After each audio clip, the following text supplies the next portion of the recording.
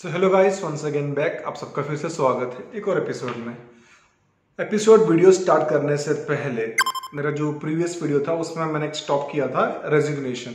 तो जो रेजिग्नेशन का जो मेरा पूरा चैप्टर जो स्टोरी है उसे कंटिन्यू करने से पहले हैप्पी ईद मुबारक। फिलहाल मैं अभी बहरीन में हूँ और एज पर यहाँ के हॉलीडेज जो गवर्नमेंट के रूल्स रेगुलेशंस के हिसाब से 3 से 4 दिन हॉलीडे है। तो आप सभी को हैप्पी ईद मुबारक, जो लोग इस वीडियो को देख रहे हैं। और जो लोग फॉरेन कंट्री में हो तो ऑब्वियसली 3-4 दिन का हॉलीडे अच्छा खासा ट्रिप में रहेगा।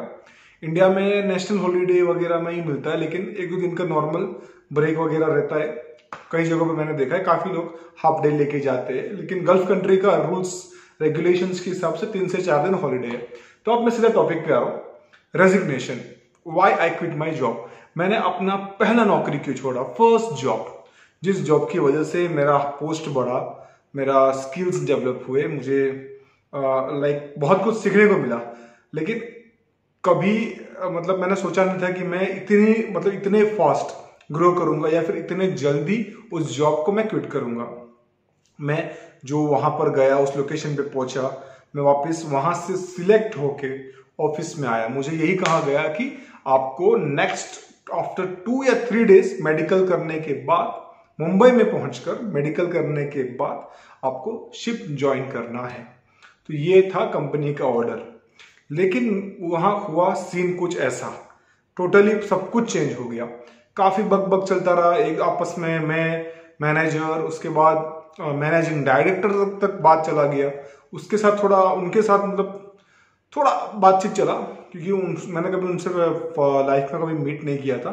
तो जब ये एक लास्ट जो मोड आया ना, तब उनके पास ये बात गया और उन्होंने मुझसे कहा कि ऐसा है, हम लोग नहीं कर सकते। तो रीजन उसके पीछे मेन है सैलरी, पगार।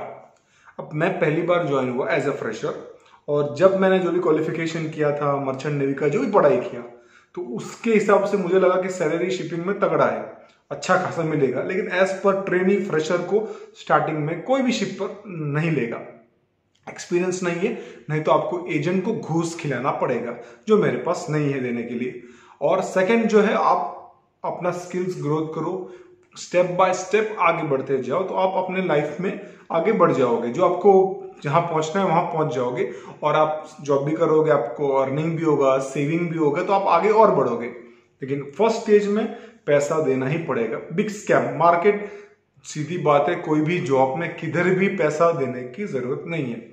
तो मैंने उस चीज को स्टार्टिंग से, पहली बार जब स्टार्टिंग में हुआ था, एजेंट को पैसा देना, घूस देना जॉब के लिए, इस चीजों को मैं इग्नोर करता था, क्योंकि मेरे पास देने के लिए थे नहीं। ऑफिस में क्या हुआ, जो मेरा इंटरव्यू हुआ, उन्होंने यही कहा था कि आपको ऑनशोर जो ट्रेनिंग वगैरह जो भी कर रहे हैं 4000 मिलेगा, टैक्स वैक्स काट के 3500।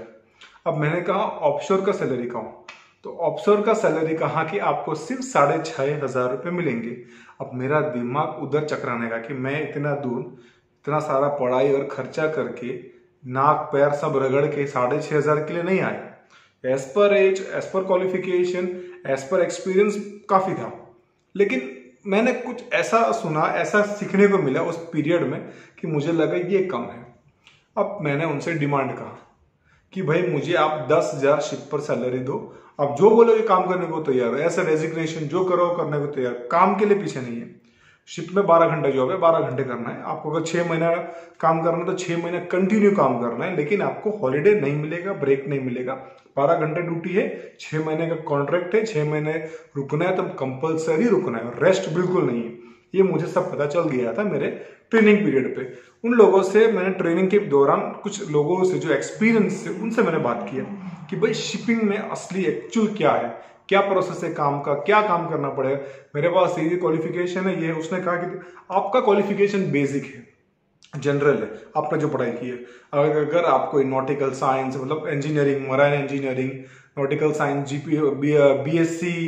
बीएससी नॉटिकल साइंस या फिर बीएससी मराइन इंजीनियरिंग, ऐसा कुछ है, मुझे एग्जैक्ट याद नहीं, लेकिन डिग्री टाइप का है। तो अगर ये क्वालिफिकेशन आप कंप्लीट करते जो 4 से 5 साल का है, और उस टाइम पे आई थिंक 8 से 10 लाख का खर्चा होता था पढ़ाई के लिए, तो आप एक deck cadet as officer rank या उसके रिलेटेड कोई भी पोस्ट में जा सकते हो। कैप्टन जो वो कैप्टन और एक ओपी या ओएम ऐसा करके था, जो ऑपरेशन मैनेजमेंट या कुछ है।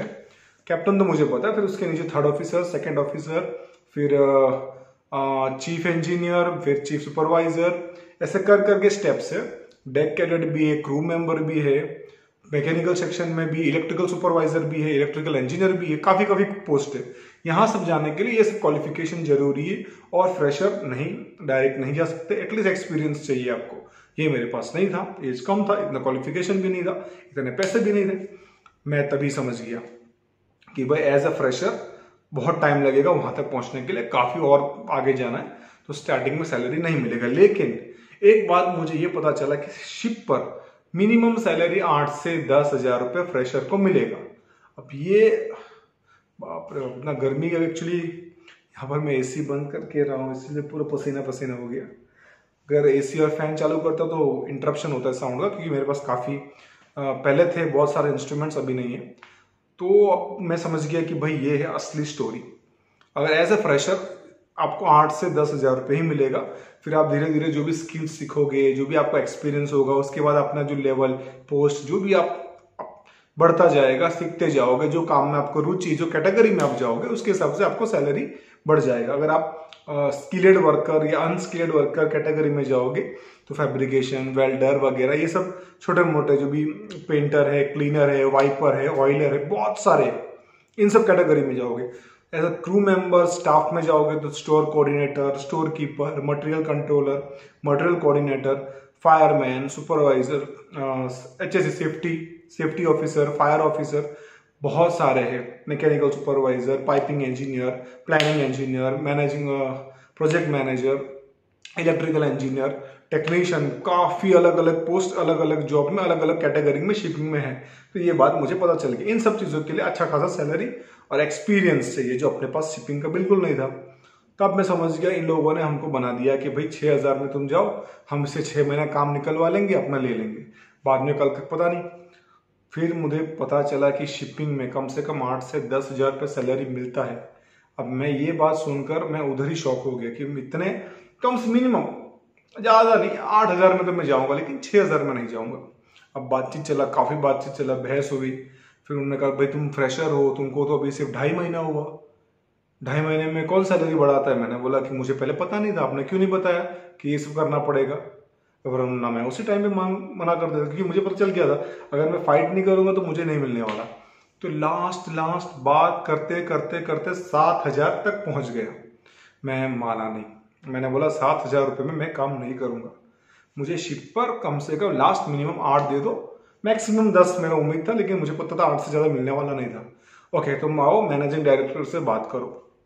कल मैं दोबारा फिर से गया, 25 अक्टूबर, अगर मुझे एग्जैक्ट याद है जब मैंने क्विट किया, 25 अक्टूबर।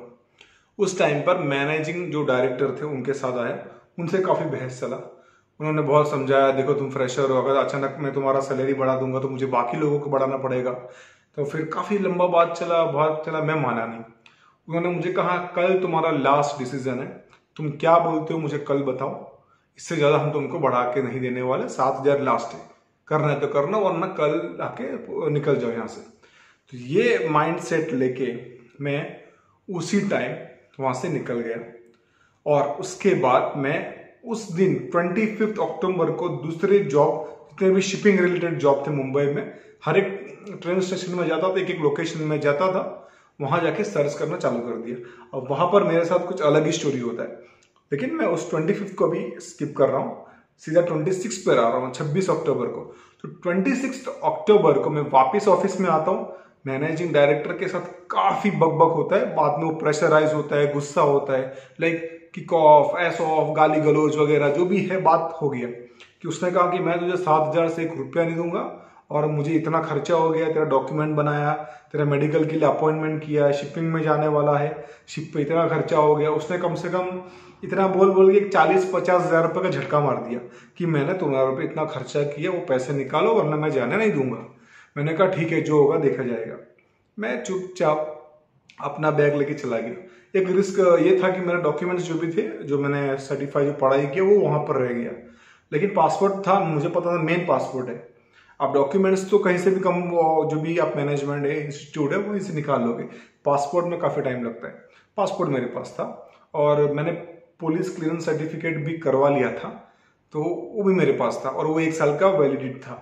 तो फिर मैं वहाँ से निकल गया और मैंने कहा दिया कि भाई मैं ये काम नहीं करूँगा, ठीक है, 7,000 में मैं शिप पर नहीं जाऊँगा, मैं कोई और जॉब कर लूँगा। तो वो लास्ट था। फिर उसने कहा कभी यहाँ आना मत, वैसा नहीं है, मैं पुलिस केस कर दूंगा। वो मैंने जो उखाड़ना है उखाड़ लो, इतना तो मुझे मालूम है कुछ होने वाला नहीं। तुमने 1 रुपये का खर्चा नहीं किया मेरे पे और तुम ऐसा बोल रहे हो कि भाई शिप पे जाने के लिए, ट्रेनिंग के लिए, मेडिकल के लिए, वो ये सब वो नहीं। एक जो कॉन्ट्रैक्ट होता है, जो प्रोजेक्ट होता है, उसके हिसाब से आप वो लोग प्रोवाइड करते हैं, लेकिन मैंने वो सब तो किया नहीं, तो खर्चा लगेगा नहीं। हाँ, अगर मैंने किया है तो वो केस कर सकता है, फाइल कर सकता है, खर्चे का मुझे वो कॉम्पनसेशन देना पड़ता है, लेकिन ऐसा कुछ मैंने किया नहीं।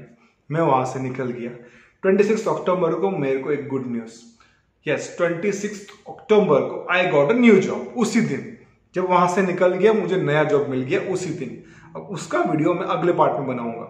जो मैंने एक दिन का स्किप किया था 25 अक्टूबर को, कि मैं वहां से निकलने के बाद मेरे साथ क्या हुआ, मैं कहां कहां पर जॉब ढूंढने के लिए गया। अब मैं सीधा 26 अक्टूबर की जो स्टोरी है, जो मुझे फिर से जॉब मिला विद हाई पैकेज, और इतना अच्छा package, at least 3 time higher salary. तो फिर वो जो पार्ट है वो मैं नेक्स्ट वीडियो में कंटिन्यू करूंगा। Thanks for watching once again, Eid मुबारक। होपफुली वीडियोस कभी ना कभी तो आगे जाएगा, नहीं तो एटलीस्ट मैं ही देखता रहूंगा। सो बाय, टेक केयर।